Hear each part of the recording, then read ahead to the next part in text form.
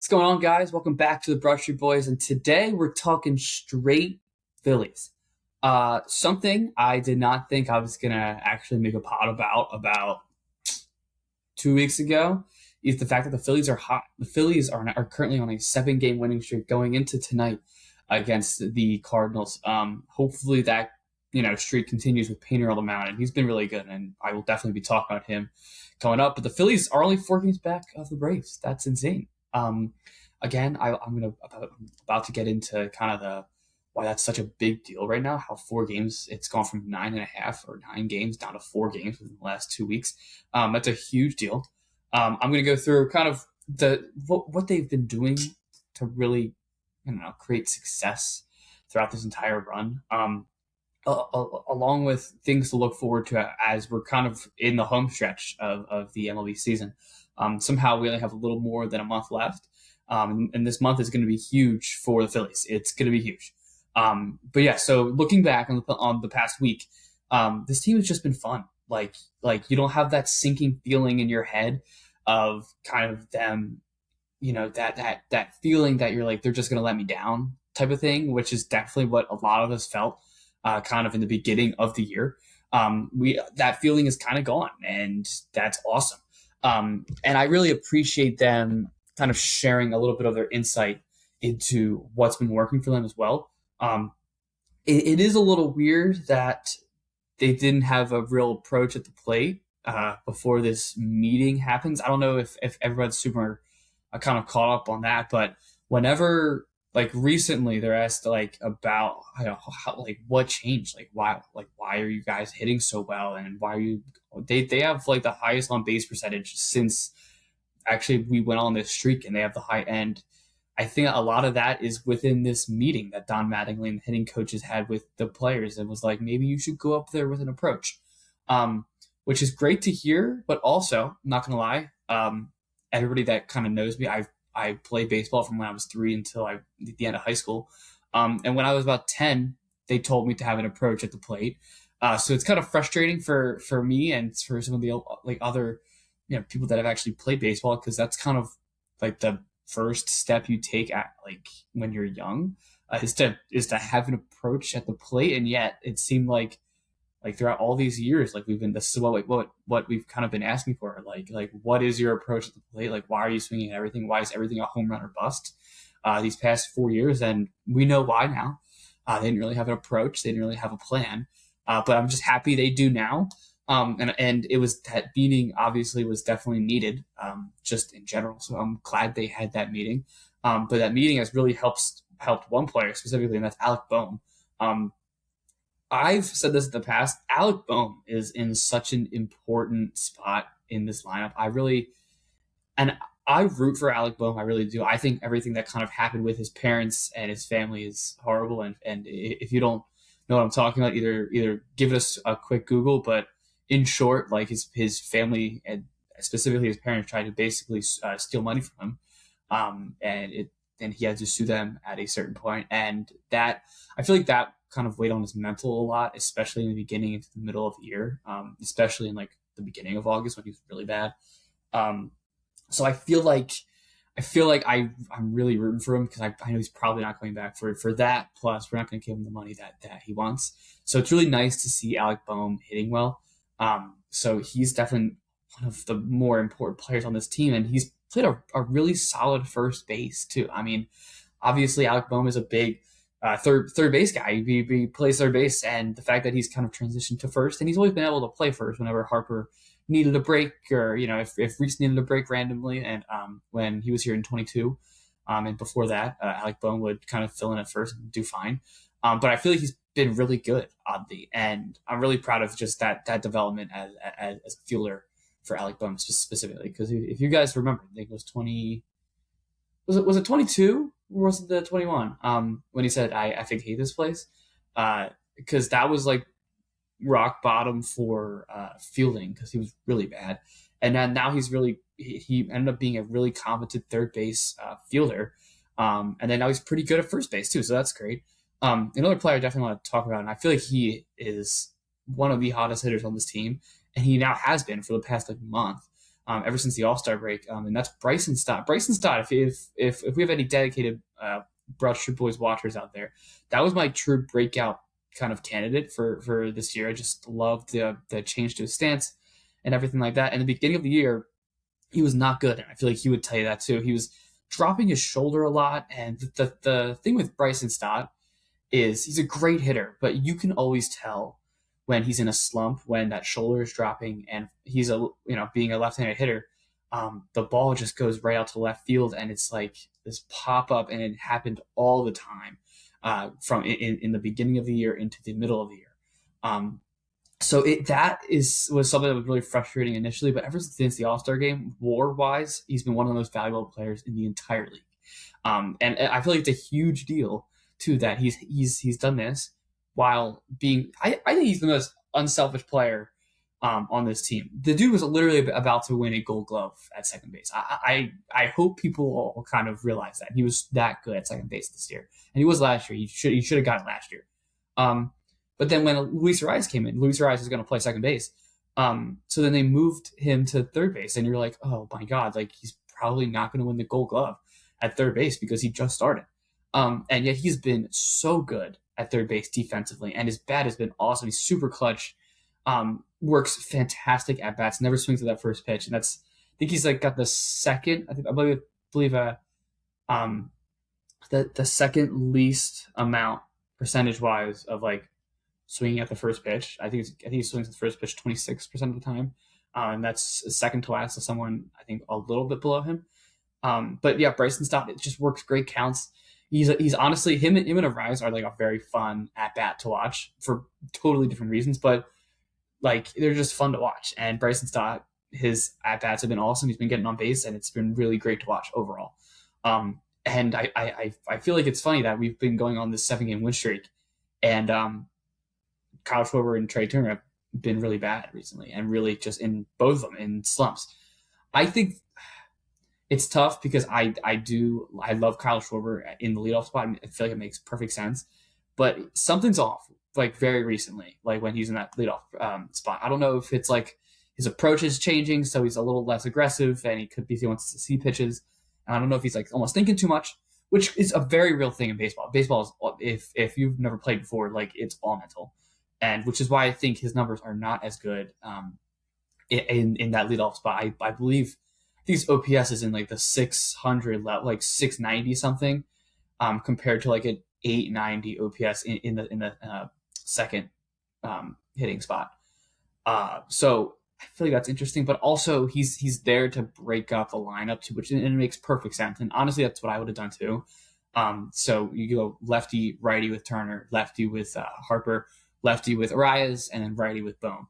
And also like Arias is a lefty, but Arias can hit lefties and righties. It doesn't matter. But I think it might be almost time to put Trey back at the one, just because he was really good at the one. And then put Kyle Schwarber in that second spot, just because I think he just felt a little more, I guess, comfortable in that second spot. And you can kind of see it in his at-bats. He's definitely second-guessing himself a lot, or he's swinging out of his shoes, being the leadoff hitter. So that's interesting. And Trey Turner is very, very inverse. I mean, Trey Turner is just a free swinger in general. And I feel like he does that way more in that second spot for whatever reason. But it's funny. Those two have not been producing. And Bryce Harper has been getting on base like a machine. He's got some crazy on base streak currently going right now, and it's because he keeps walking every game. And I feel like it's a lot of that is because of his trust. I think in Luis Arias, the fact that Bryce can be like, okay, like let me get on base because Luis Arias is probably going to get a hit, and then I can get the third, and then that sets up the rest of the rest of the lineup. I don't think he really had that when in the beginning of the year and in years past. When Alec Bohm or Nick Castellanos were behind him. Just way more trust, obviously, in the guy that hits 320 to 325 compared to Bohm and Castellanos, who are anywhere between 210 and 260. Definitely more trust there. So then he's taking more pitches and he's crushing it walks-wise, and he's getting on base. And that was one of, if you guys remember, that was one of Harper's goals that he actually shared to the media, was to get on base and to walk more. And he's definitely doing that, and it's working.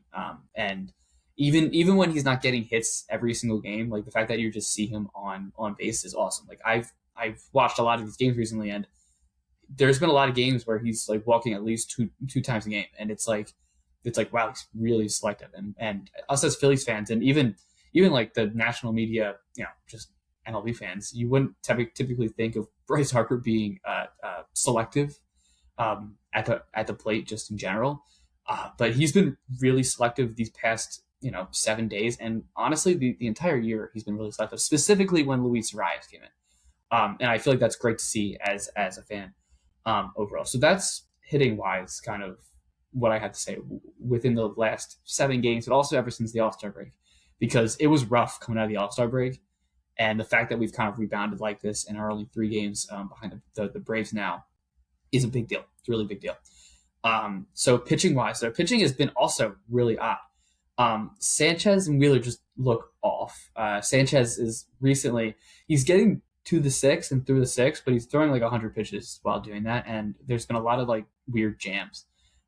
So his changeup just looks off. Then Wheeler just keeps getting crushed and hit around all the time. And I think James Seltzer said it on the radio, but it feels like dead arm, which is normal for an older pitcher. He's 36, I believe. An older pitcher kind of at this point.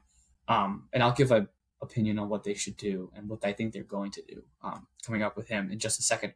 But it's weird that those two haven't necessarily been producing to the level that we're used to, and yet we're on this 7-game winning streak. But it's because Aaron Nola has been really good. His last outing, he let up 1 run in 7 innings, and he had like 9 strikeouts. Like he's just been really solid. He's got vintage Nola these past few games, and it's awesome. It's really fun to watch. Aaron Nola, when he's good, he's really good.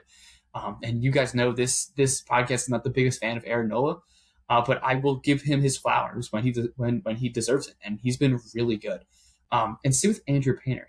Andrew Painter came back on that Baltimore Orioles game, immediately lets up a 2-run home run to the second batter of the game, to Pete Alonso, and you're like, oh, here we go again. Like why is he back up? Should have kept Alan Rangel up here. Like, what is happening?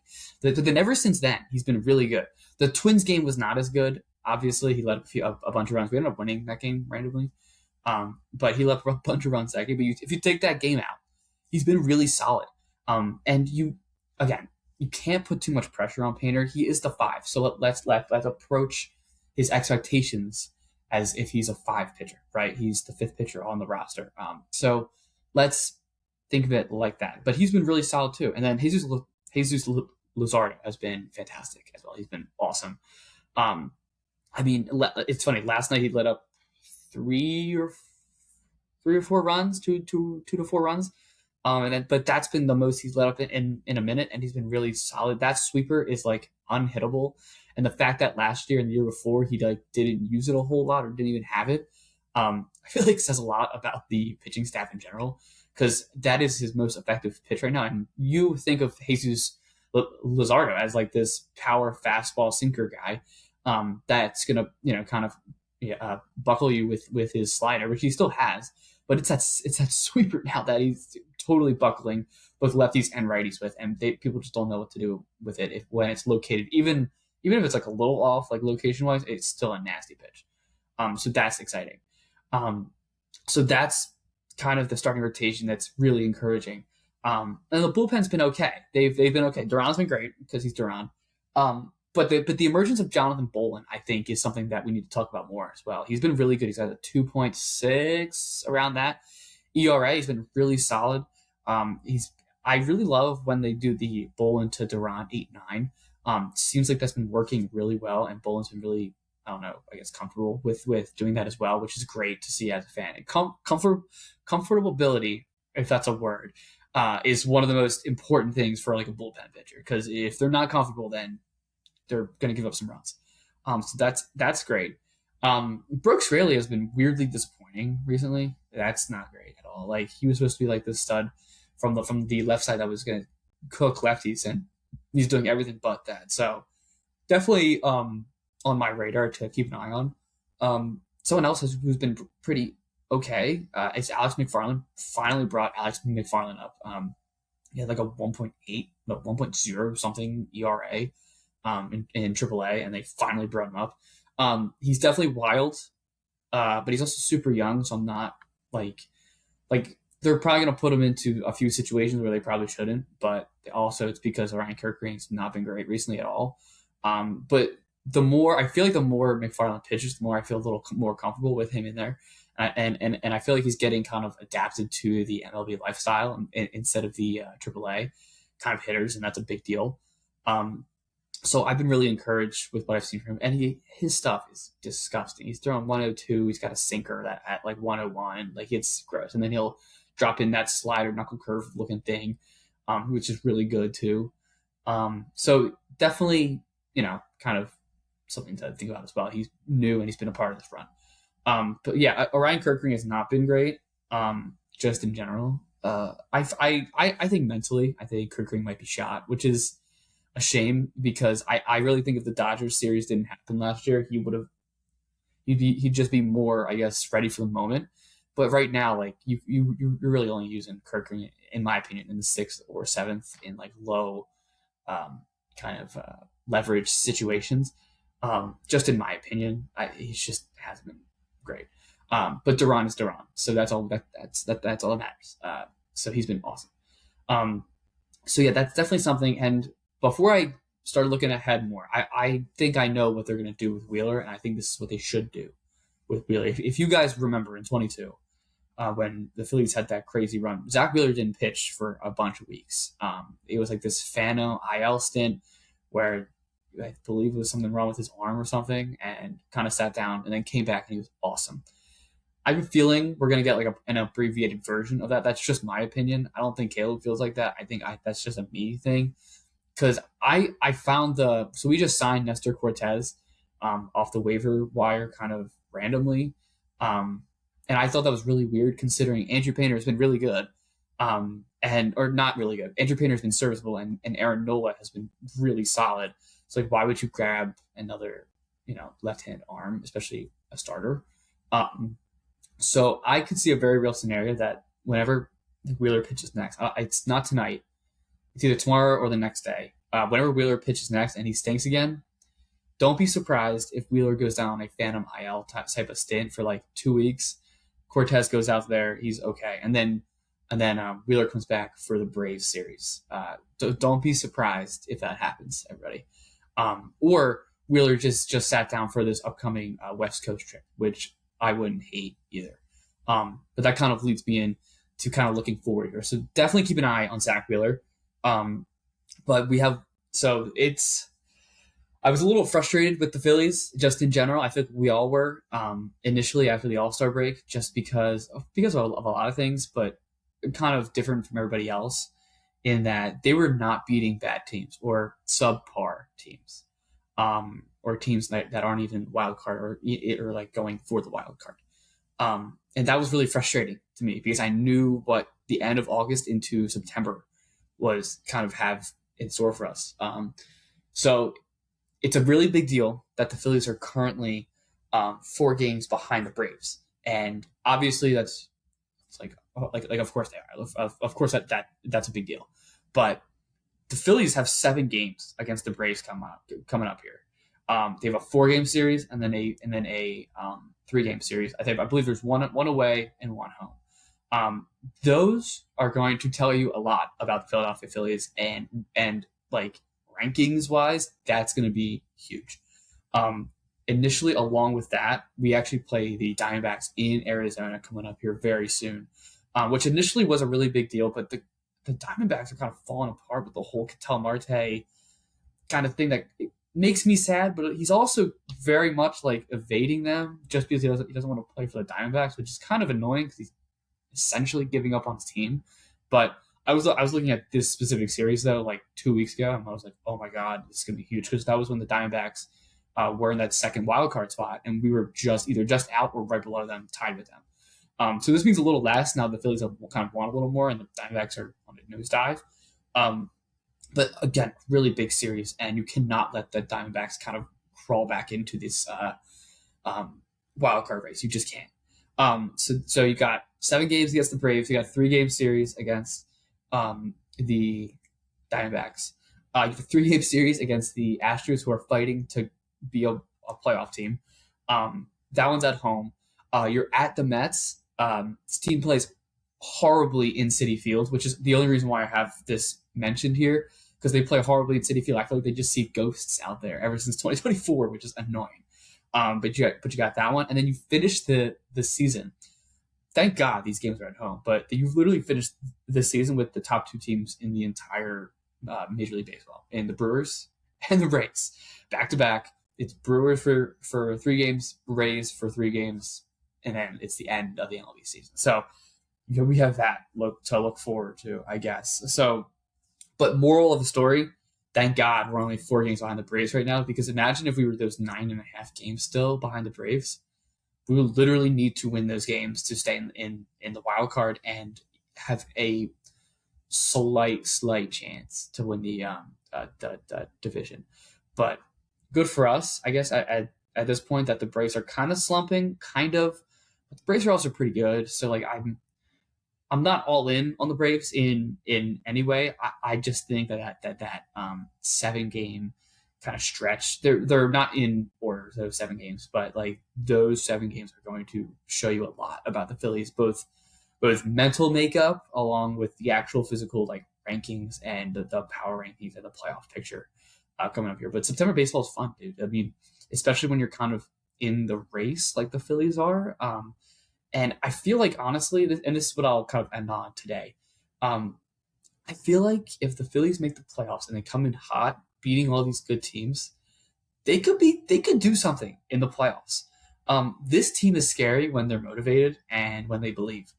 And if they have a really good September, where they pretty much have to win these games to stay in the playoffs, which is why I'm mentioning this. But if they have a really good September, this team can be scary. And if they get production eventually out of Schwarber Turner and then Wheeler Sanchez eventually, and the other players just kind of do what they usually do, this team is scary, because I really think we're better than the Cubs, and call me crazy, I just do. We have more star power. We get on base a ton currently. Right now we are. But that wild card series is that's who we would actually play right now in the wild card is the Cubs. So that would be a crazy series. It would be so entertaining. Then it goes to the Cubs, and then however the wild card series kind of ends up, and then we play either the Dodgers or the Brewers eventually, and we'll see where we go from there. I mean, the Dodgers are always the team to beat. Don't be deceived by the current rankings of the current standings. Like, don't be deceived by that. It's still the Dodgers being the team to beat, not the Brewers.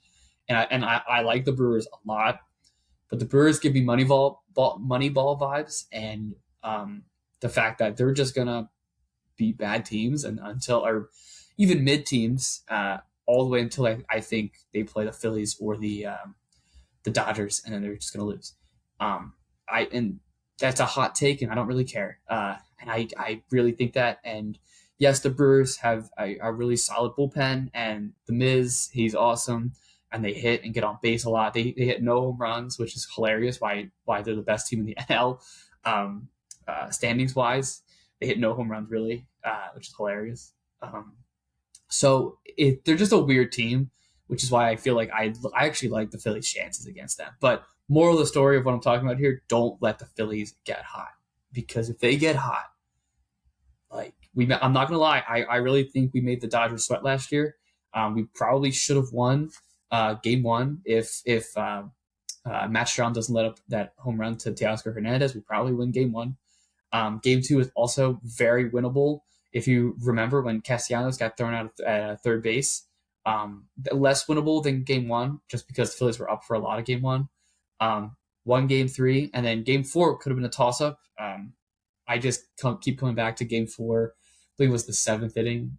It was just the 7th inning when ABS wasn't a thing, and Chris Sanchez threw the pitch to Alex Call and called it a ball, and it was a strike. And then from there they scored a run.